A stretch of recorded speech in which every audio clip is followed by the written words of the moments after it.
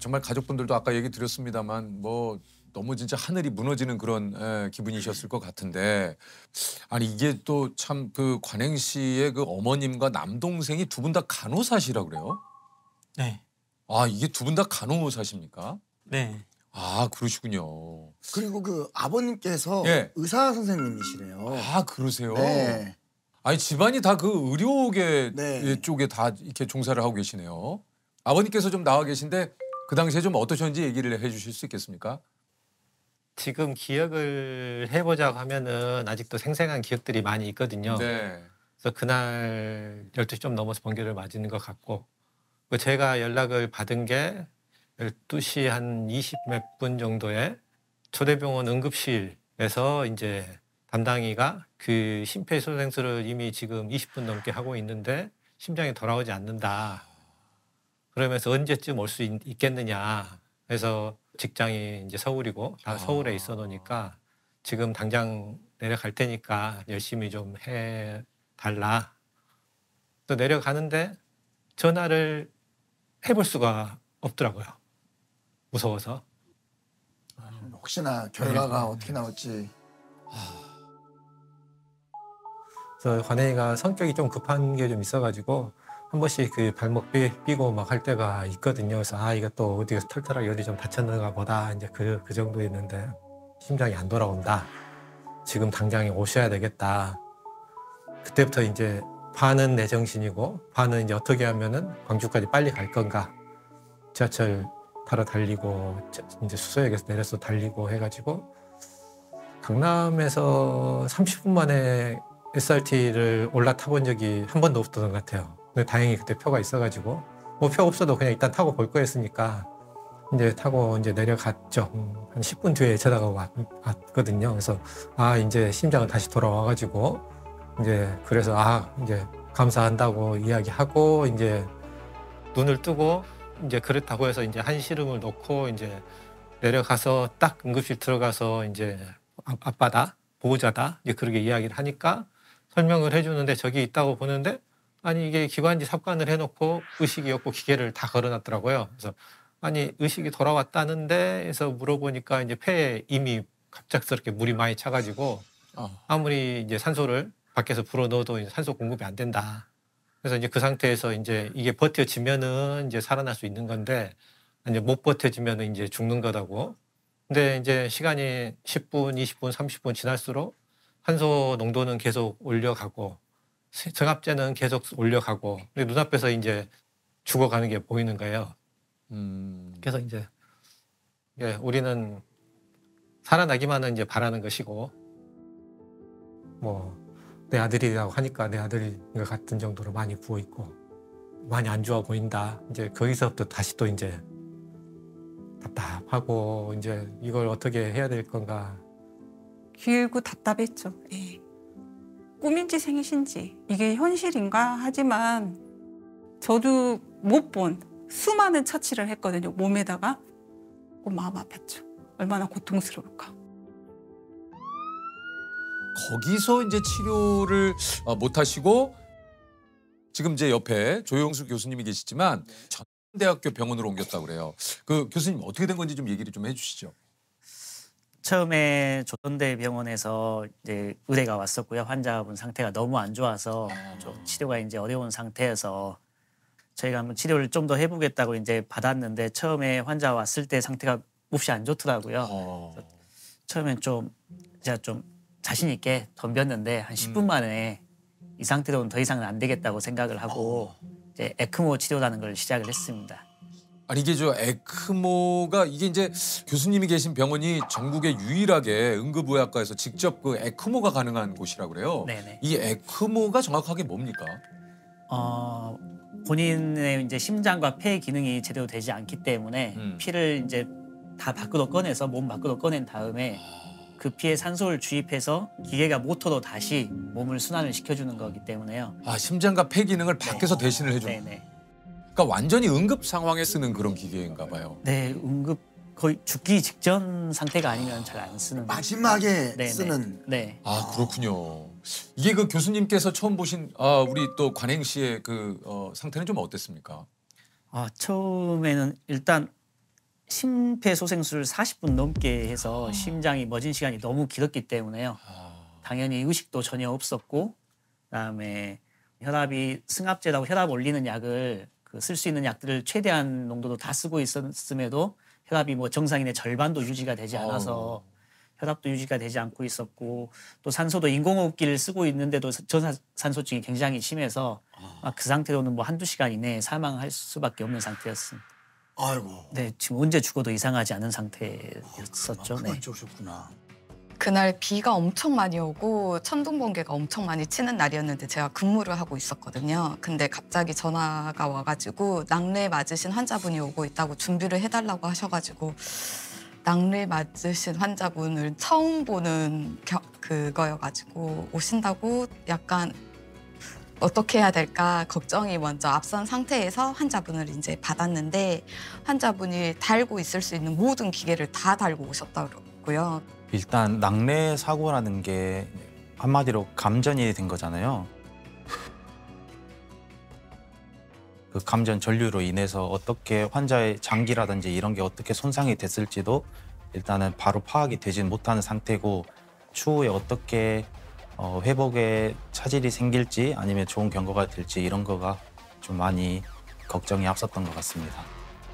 또 낙뢰도 맞았고 몸에 이제 손상된 장기들이 너무 많기 때문에 그 장기들에 대한 치료도 전부 다 같이 해야 됐고, 파종 혈관 내 연고라고 해서 모든 몸에 있는 피가 상처가 나고 피가 나면 그걸 굳게 하고 응고를 시키는 인자들이 몸에서 나와야 되는데 그게 다 소멸이 돼서 상처만 나도 피가 멈추지 않고 계속 흘러나오는 상태였어요. 특히 낙뢰 손상은 번개를 맞는 순간부터 기억이 굉장히 큰 부분이 날아가게 돼요. 그래서 누군지도 모르겠고 나는 지금 어떤 상황인지도 모르겠고, 되게 많은 환자들은 눈을 떴을 때 그 상황을 견디기 많이 힘들어해요. 그러면서 보통은 선망 상태에 빠져요.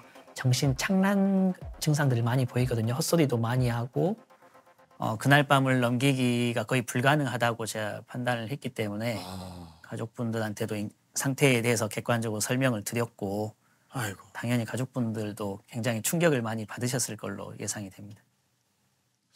아니 어쨌든 이게 이제 교수님께서 진짜 이 관행시가 살아나게 하기 위해서 정말 뭐 다른 의료진께서도 그렇겠지만 관행시 주변을 떠나지는 않으셨다고 그래요.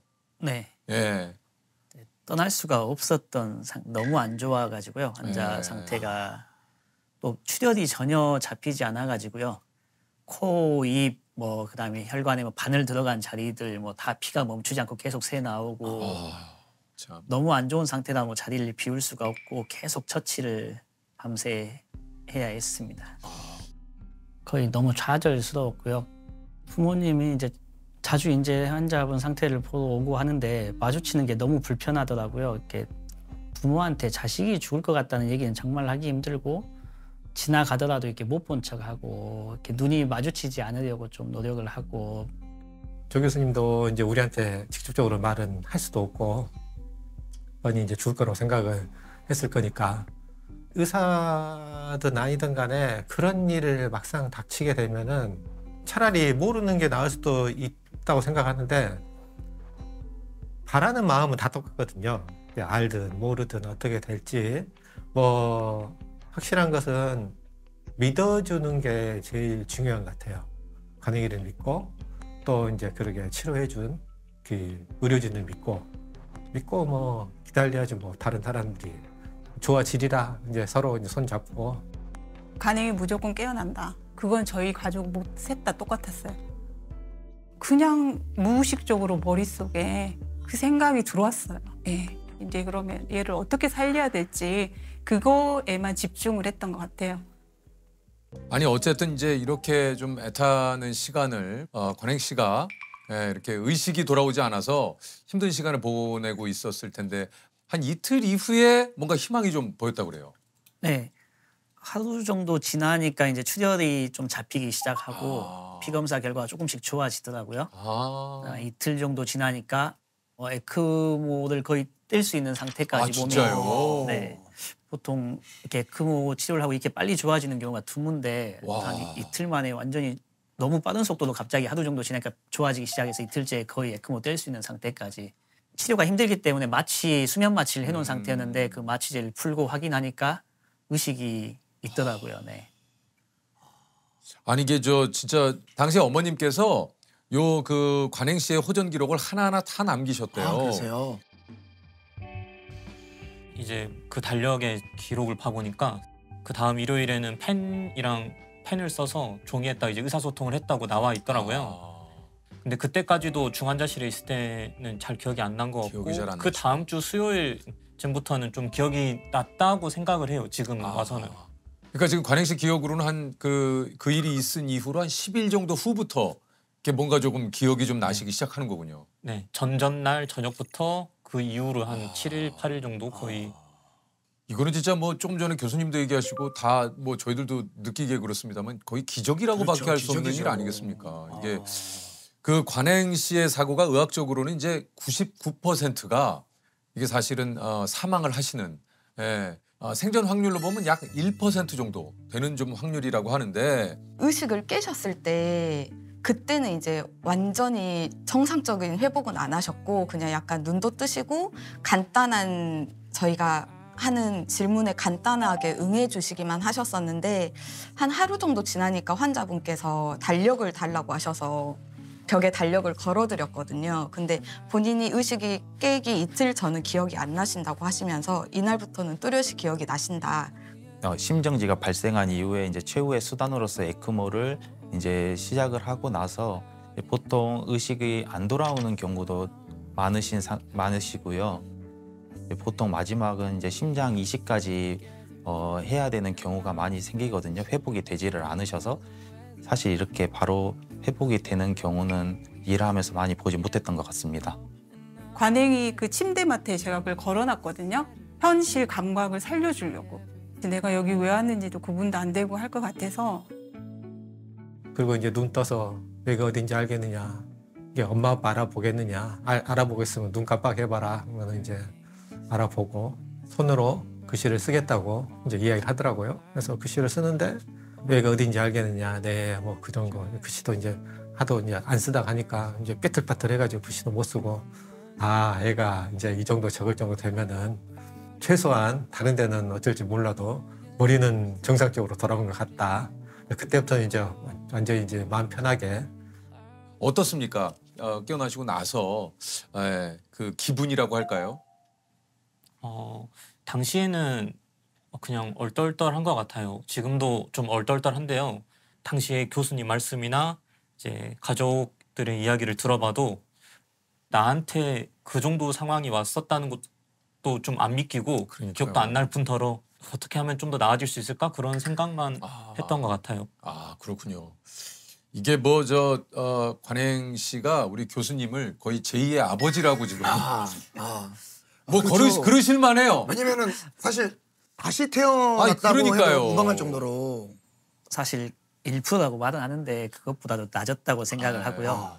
그 낙뢰를 맞고 심장이 멎은 사람은 30분 이상 심폐소생술 안 하거든요. 중단을 하고 원래 다 사망 선고를 내리게 되는데 저는 사실 그날 회복할 수 없다고 개인적 의사로서 소견은 그날 넘길 수 없다고 생각했는데 그걸 혼자 이겨낸 거거든요. 그래서 참. 하늘이 도운 거기도 하고 본인의 의지가 그만큼 강했기 때문에 그렇죠. 이겨낼 수 있었다고 생각합니다.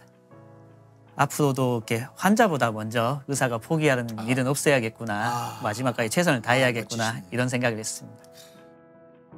이 치료 과정에서 우리 관행 씨도 굉장히 또 여러 가지 심적으로 좀 힘든 부분 때문에 많이 또 좀 울기도 하셨다고 그래요. 재작년이랑 작년에 담임을 맡았던 지금 고3인 학생들이 있고 수업을 들어가고 있었거든요. 예. 올해는 그 학생들이랑 이제 여름방학 때 제가 연수 갔다 와서 수능을 대비해서 해달라는 게 있었고 그걸 이제 준비하고 이제 해주려고 하는 게 이제 저도 점점 정신을 차리고 건강을 되찾으면서 그런 생각들이 떠오르고 그래가지고 되게 미안하다는 생각이 많이 들어서 우리 학생들한테요. 네, 그리고 또 저희 반 학생들도 나중에 보니까 담임이 교체돼 있고 이제 그런 것들 때문에 되게 미안한 마음이 컸던 것 같아요, 학생들에게. 아니 진짜로 그렇지만 선생님이 이렇게 또 건강을 회복하시니까 우리 또 학생들도 얼마나 기뻐하셨을까 하는 생각이 좀 들어요. 어제 학생 한 명한테 연락이 와가지고요. 아 왔어요. 좋은 대학교에 이제 수시로 아. 합격하겠다. 그래가지고 이런 정말 학생들의 성장을 보기 위해서 버텨냈나라는 생각도 좀 들어요. 이제 와서는. 그러니까요. 아니 어쨌든 그래서 우리 또 관행 씨가 그 기사도 봤어요. 전대학교 병원에 그 1,000만 원을 또 기부를 하셨다고요. 아, 네. 참 정말. 이게 진짜 좋은 일 하셨네요. 예. 응급의학과에 제 나름대로 기존에도 애정이 조금 있었거든요. 처음부터 응급의학과에 사실 갈 거라는 생각은 보통 안 하고 살잖아요. 그래서 제가 그런 혜택을 볼 줄 몰랐는데 그런 혜택을 저희 아버지의 친구분이신 지금은 근데 돌아가신 네. 고 윤한덕 선생님이 계셔가지고 그분이 계셨기 때문에 전대학교 병원도 그렇고 그래서 전국적으로 심폐소생술 교육부터 시작해서 그런 것들이 정말 잘 이루어졌다고 생각을 하고요.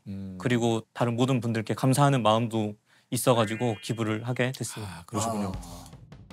이게 그 고 윤한덕 교수님은 이제 지금의 병원 응급실 체계를 만드시고 평생 응급실에서 헌신한 응급의료센터의 영웅이시라고 해요. 그 이국종 교수님이 그 윤한덕 교수님은 지구를 떠받치고 있는 아틀라스였다며 존경을 표하기도 했던. 네, 윤한덕 센터장님은 저희 전대병원에서 응급의학과 전문의를 따고 중앙응급의료센터장으로 계셨고요. 그러셨군요. 중앙응급의료센터장을 하면서 가장 큰 업적들이 그 전국에 있는 응급실들의 데이터를 하나로 통합을 시키고 모아서 관리를 하게 됐고 그때부터 응급의학이 이제 시스템이라는 게 처음 갖춰지게 된 거거든요. 또 닥터 헬기도 도입하고 아마 이분이 이런 시스템을 갖춰줬기 때문에 어떤 생존 사슬처럼 모든 응급의학에 관계된 종사자들이 전부 다 환자를 위해서 역할을 할 수 있는 토대를 만드신 분입니다. 이게 참 또 우리 이국종 교수님은 저희가 이제 또 뭐 굉장히 많이 알고 있었는데 윤한덕 교수님에 대한 이야기는 오늘 처음 듣습니다만 이렇게 또 굉장히 중요한 일을 또 하신 분이시군요. 그러네요.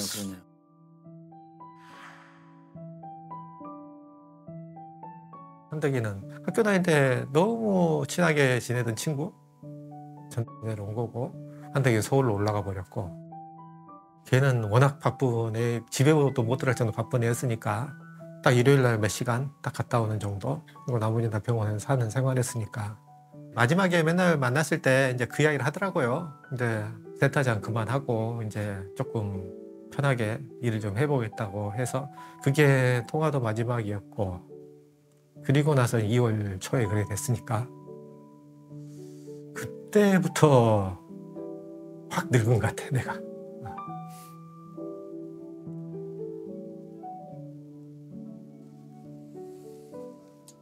글쎄 그냥 고맙다.